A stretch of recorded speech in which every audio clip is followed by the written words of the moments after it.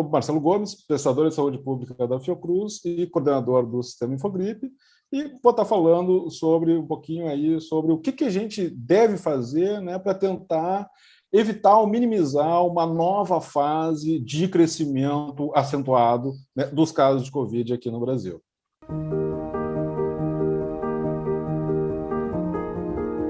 O período do inverno é o mais preocupante, né? Mas, de novo, a questão é como é que nós vamos enfrentar o inverno, né? Porque a gente pode ter, novamente, mais um pico dramático, né? Agora no inverno, se a gente não fizer a nossa parte, mas se a gente mantiver os cuidados fundamentais, né? Manter distanciamento, uso de máscara, evitar aglomerações, dar sempre preferência para locais bem arejados, a gente pode passar por um inverno tranquilo, né? Agora, da mesma forma que aconteceu no final do ano passado, se passado o inverno a gente baixar a guarda completamente e relaxar, passado o inverno a gente pode ter mais um pico, né, fora do período tipicamente esperado, né? Então, é isso que a gente tem que ter muito, muito claro, né, que nós somos fundamentais, né, o nosso comportamento.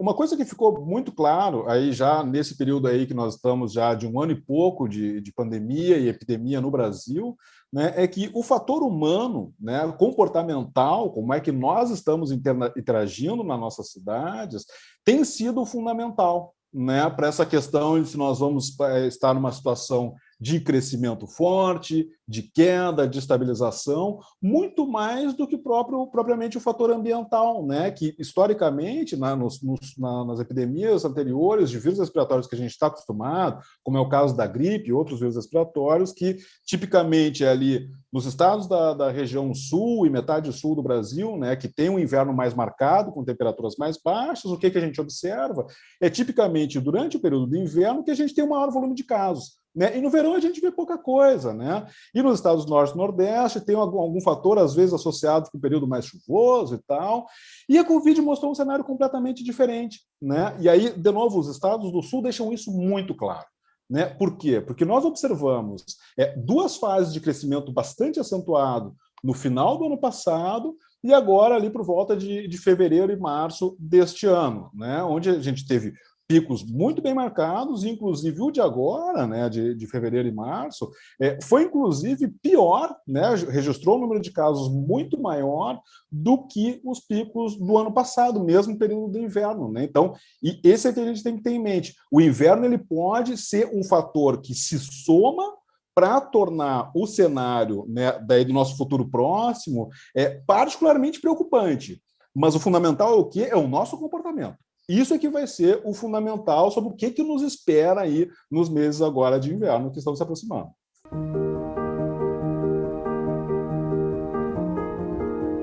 Embora a gente tenha aí estejamos acumulando diversas semanas de queda no número de novos casos em diversos estados, nós já estamos observando em diversos locais uma interrupção dessa queda, entrando aí numa nova fase de estabilização, né? Ou seja, semana após semana, um número de casos mais ou menos similar, só que num patamar altíssimo. Né? Em diversas capitais, diversos estados, esse nível de estabilidade que a gente está chegando agora é até pior ou similar ao pior momento do ano passado, né? Nessas capitais e nesses estados. Ou seja, e aí, se a gente dá o azar de relaxar, partindo já desse patamar que nós nos encontramos hoje, isso rapidamente pode colocar o nosso sistema de atendimento novamente numa situação de colapso. Né? É como se a gente estivesse iniciando a corrida já pertinho da linha de chegada, né? Ao invés de lá do começo. Por que isso? Porque a gente ainda não conseguiu trazer o número de novos casos para um patamar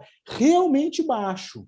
E por que isso? Porque justamente nós estamos começando novamente a relaxar, ou seja, interagindo mais, se expondo mais, e com isso interrompendo a queda.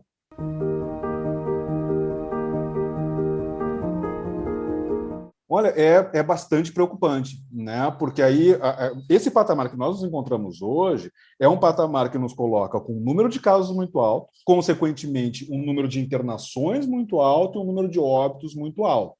Então, a gente vai manter a nossa taxa de ocupação hospitalar ali próximo de um percentual que é preocupante, né, na casa dos 70%, 80%. E aí, o que isso traz como consequência? Que em poucas semanas, se a gente novamente volta para uma fase de crescimento acentuado, em poucas semanas a gente já pode novamente estar batendo naquela superlotação na nossa rede de atendimento, né? E a gente tem que lembrar, mais do que isso, não basta ter leito.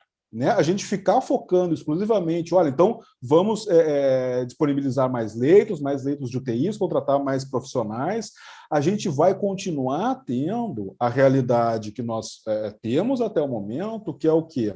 A cada 3 ou 4 internações por problemas respiratórios, principalmente associados à Covid, uma dessas pessoas, infelizmente, vem a falecer, mesmo tendo leito, ou seja, a pessoa foi internada, teve o leito disponível, teve o atendimento necessário, mas ainda assim veio a falecer.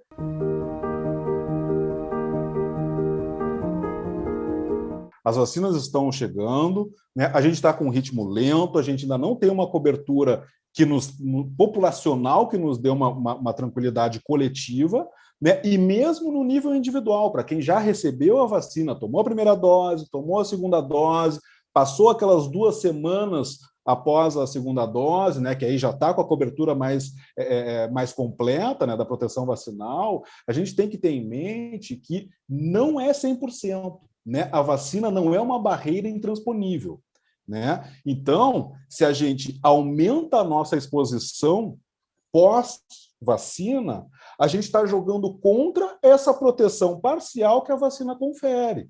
E aí, de novo, se a gente tem um número de casos muito alto e a gente aumenta a nossa exposição nesse cenário aí com muita gente infectada circulando, a proteção, que é boa, mas não é 100% que as vacinas nos oferecem, podem ser perdidas, podem ser jogadas fora. Né? Então, a gente tem que ter esse cuidado, que tomei a vacina, beleza, ótimo, maravilhoso, mas enquanto a gente ainda não tiver a população toda nesse nível de cobertura de proteção vacinal, a gente ainda não está num cenário em que a gente pode voltar a ter o comportamento que a gente teria naquele momento pré-pandemia, tá? Porque a proteção da vacina, aqueles valores de eficácia são pensando, mantendo, né, a exposição mais ou menos num patamar similar. Se a gente aumenta a nossa exposição, a gente diminui a proteção oferecida pela vacina e aí a gente pode se infectar, pode acabar, infelizmente, tendo um quadro grave e até, na pior das hipóteses, acabando vindo a falecer. Né? Isso, as vacinas diminuem a chance de socorrer, mas não impede completamente. Então, de novo, o nosso comportamento é fundamental para ajudar a que a vacina possa, de fato, nos oferecer essa cobertura. Então, é achar aquele meio termo, né? Claro, a gente não vai manter completamente isolado depois que se vacinou, mas também não é carta branca, não é um liberou geral.